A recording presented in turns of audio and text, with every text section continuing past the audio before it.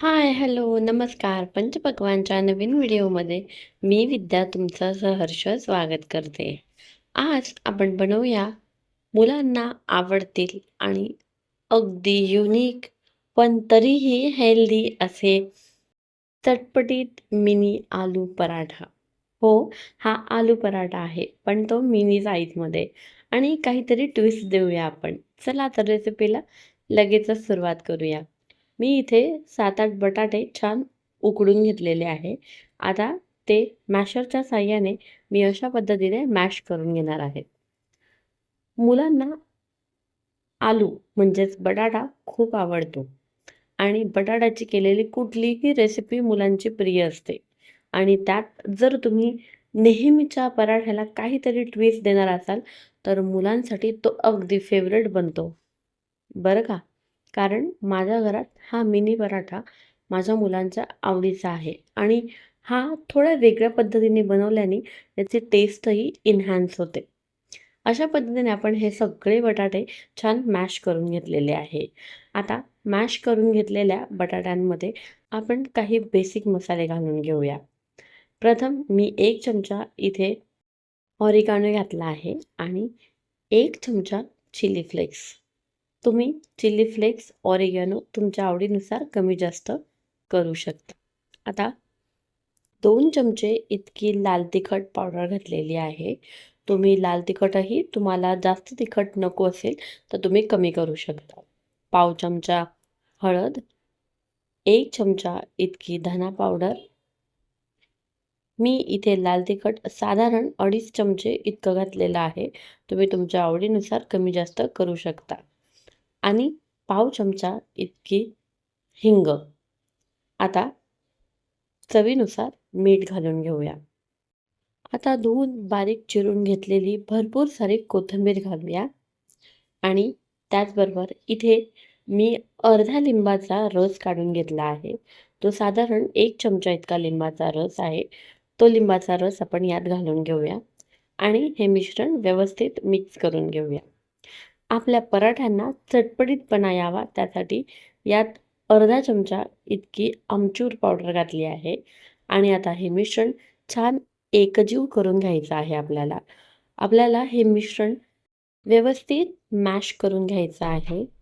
जेणेकरून आपण जेव्हा हे पराठे लाटू किंवा हे मिश्रण जेव्हा पराठ्यांवर पसरवू त्यावेळेला याच्या बटाट्यांचे जे मोठे-मोठे पीस आहेत ते राहिले नाही पाहिजे. आपल्याला अशा पद्धतीने हा बटाटा आहे तो व्यवस्थित असा मॅश करून घ्यायचा आहे. आणि हे सगळे मसाले हे आपल्याला पूर्ण बटाट्याला व्यवस्थित लागतील अशा पद्धतीने आपण हे मिश्रण तयार करून घेणार आहोत. तुम्ही बघू शकता अशा पद्धतीने हे मिश्रण तयार झालेलं आहे. आता आपण नॉर्मली जशी चपाती लाटतो आपल्याला प्रथम तशी चपाती लाटून घ्यायची आहे. बहुतेक मुलांचा आलू पराठा हा फेवरेट असतो. पण पुन्हा-पुन्हा आलू पराठा खायला मुलं नाटक करतात.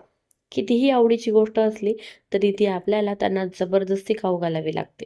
त्यामुळे असं प्रत्येक वेळेला नेहमीच्या पराठ्याला थोडा काहीतरी ट्विस्ट दिला तर मुलं आवडीने खातात. आता लाटून घेतलेल्या चपातीवर तयार करून घेतलेलं जे बटाट्याचं मिश्रण आहे, जे स्टफिंग आहे ते आपण व्यवस्थित पूर्ण चपातीला पसरवून देणार आहोत. आणि आपल्याला थोडं-थोडं हे मिश्रण करून पूर्ण चपातीला व्यवस्थित अशा पद्धतीने पसरवून द्यायचं आहे. तुम्ही हे मिश्रण चमच्याच्या साहाय्याने पसरवू शकता किंवा जर ते मिश्रण व्यवस्थित चपातीला लागत नसेल तर हलकासा पाण्याचा हात घेऊन हे मिश्रण व्यवस्थित संपूर्ण चपातीला आपल्याला लावून घ्यायचं आहे. नेहमी मुलांना टिफिनला काय द्यावं हा प्रश्न पडतो आणि नेहमी त्याच त्या गोष्टी मुलं टिफिनला न्यायला नाटक करतात. मुलं काय अगदी मोठेही त्याच त्या गोष्टी नेण्यासाठी कानकूच करतात. परंतु नेहमीच्या पराठ्याला काहीतरी वेगळा असा ट्विस्ट द्यायचा आणि तोच पराठा अगदी नवीन रूपात त्यांच्या प्लेटमध्ये द्यायचा. म्हणजे त्यांना कळतही नाही आणि आपली तारीफ फिक्स. आता आपण जे तयार करून घेतलेली चपाती आहे, ती अशा पद्धतीने कट देऊन घेणार आहे. तुम्ही लहान मोठ्या साईजमध्ये किंवा इक्वल साईजमध्ये सुद्धा अशा पद्धतीने कट देऊन घेऊ शकता. आता ही चपाती जी आहे ती अशा पद्धतीने व्हिडिओ जशी दिसत आहे त्या पद्धतीने आपल्याला रोल करून घ्यायची आहे.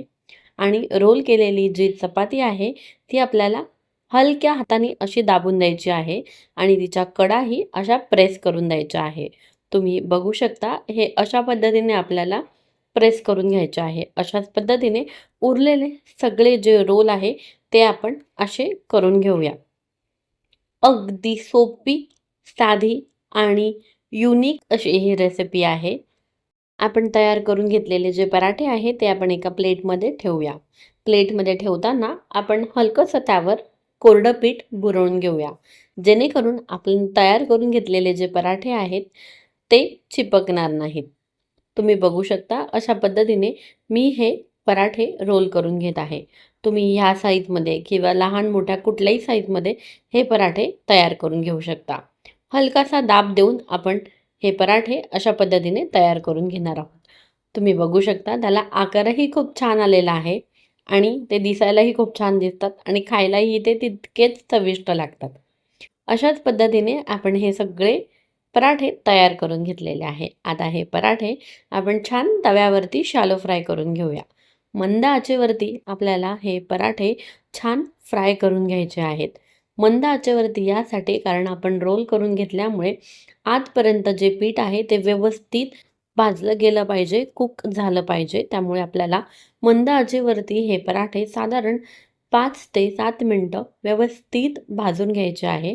आणि इथे मी पूर्ण तव्याला व्यवस्थित तेल पसरवून दिलेलं आहे आणि आता थोडे थोडे करून आपण हे पराठे छान दोन्ही बाजूनी मंद आचेवरती क्रिस्पी होईपर्यंत शॅलो फ्राय करून घेणार आहोत. तुम्ही बघू शकता व्हिडिओमध्ये आपल्या पराठ्यांना, मिनी पराठ्यांना छान रंग आलेला आहे. किती सुंदर असा हा सोनेरी रंग आलेला आहे. आणि अशाच पद्धतीने आपण उरलेलेही सगळे पराठे अशाच पद्धतीने आपण फ्राय करून घेऊया. मग आता मला सांगा, असे क्रिस्पी आणि मस्त एकदम टेम्प्टिंग दिसणारे पराठे कुणाला आवडणार नाही?